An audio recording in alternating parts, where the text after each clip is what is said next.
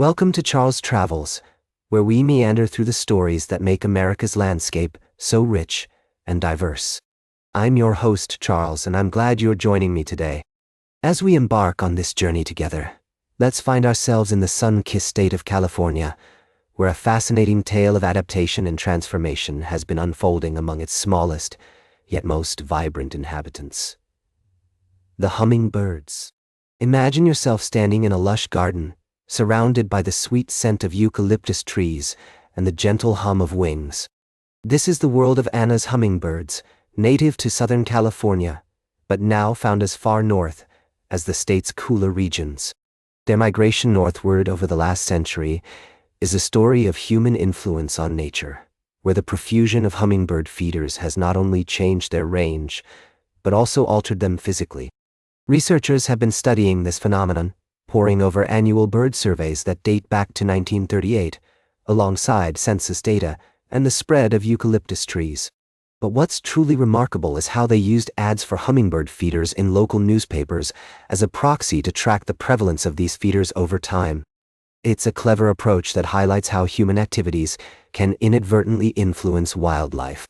As we delve deeper into this story, we find ourselves in the realm of museum specimens and the meticulous work of scientists who noticed a dramatic shift in the shape of Anna's hummingbird's beaks around the middle of the last century. This transformation occurred over about 10 generations, which is remarkably quick in evolutionary terms. The first patent for a feeder was filed in 1947, and between the 1930s and the 1950s, these birds' beaks grew longer and larger, perfect for drawing more nectar from feeders. But this change wasn't uniform across all regions. In cooler parts of Northern California, something unexpected happened. The hummingbirds' beaks actually shrank. This discrepancy makes sense when you consider how hummingbirds use their beaks to dissipate heat. Smaller beaks in cooler climates would help them conserve more heat. This story is a testament to the dynamic relationship between humans and nature. It shows us how our actions, even those as simple as hanging a feeder in our backyard, can have profound effects on the creatures that live among us. As we continue to explore the intricate web of life in America, stories like these remind us of the importance of understanding and respecting the natural world. So, let's take a moment to appreciate these tiny, iridescent creatures and the remarkable adaptability they've shown in response to human activity. Their story is a reminder that, even in our busiest lives, there's always time to stop, observe, and learn from nature. We'll be right back with more fascinating travel adventures on Charles Travels. Welcome back to Charles Travels, dear listeners. I hope you're all doing wonderfully today. As we continue our journey across this beautiful continent, I want to take you to a place that's steeped in history, culture, and breathtaking natural beauty. Today, we're going to explore the rugged and majestic Arnhem land in Australia's Northern Territory. Imagine yourself standing on the edge of a vast, untouched wilderness, surrounded by the sounds of over 300,000 waterbirds, their melodies filling the air as you gaze out at the Arafura swamp. This is Yolngu country, one of the most remote and culturally significant regions in Australia, where the traditional owners have lived for thousands of years. As we delve into this incredible region, I want to share with you a very special experience that awaits travelers on Outback Spirit's 13-day Arnhem Land Wetlands and Wildlife Tour. This journey begins in Hulunbuy, where you'll be warmly welcomed with a traditional ceremony on Wirwawi Beach, followed by a deep dive into Yolngu culture and the secrets of bush medicine.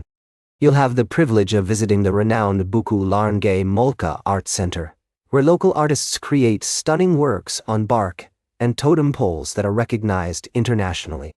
And as you venture deeper into Arnhem Land, you'll discover the spectacular Arafura Swamp, a haven for birdwatchers and nature lovers alike. As we make our way through this enchanting landscape, you'll be accompanied by knowledgeable First Nations, guides who will share with you the dreamtime stories of country and culture. You'll cruise the Liverpool and Tompkinson rivers, where you might even catch a glimpse of the elusive Barra, and explore the gently winding waterways under the shade canopy of the Ocean Master vessel. But that's not all. This tour also takes you to the Maningrida Arts and Cultural Center and Jomi Museum, where you can marvel at the works of local artists, including the legendary Yirawala. And as we journey on to Mount Borrowdale, you'll have the opportunity to explore hidden rock art galleries that depict traditional Aboriginal life over thousands of years. One of the most breathtaking experiences awaits at the iconic Seven Spirit Bay Lodge in Girag Gunak Barlu National Park, where you can relax in luxury and take in the stunning views before embarking on your final adventures.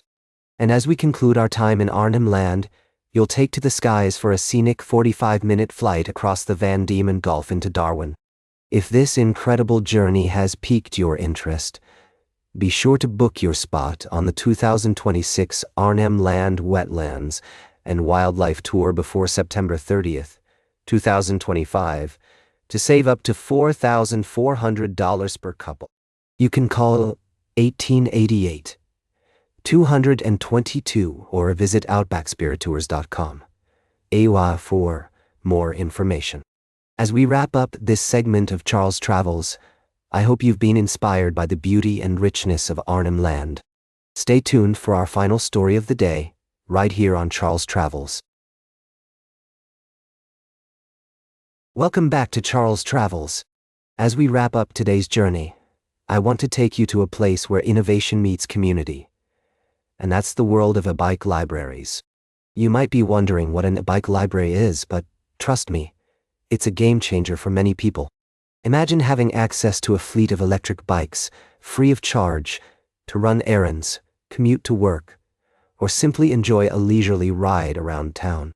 That's exactly what's happening in cities and towns across the United States, where e-bike libraries are sprouting up, providing an equitable and affordable transportation option for residents.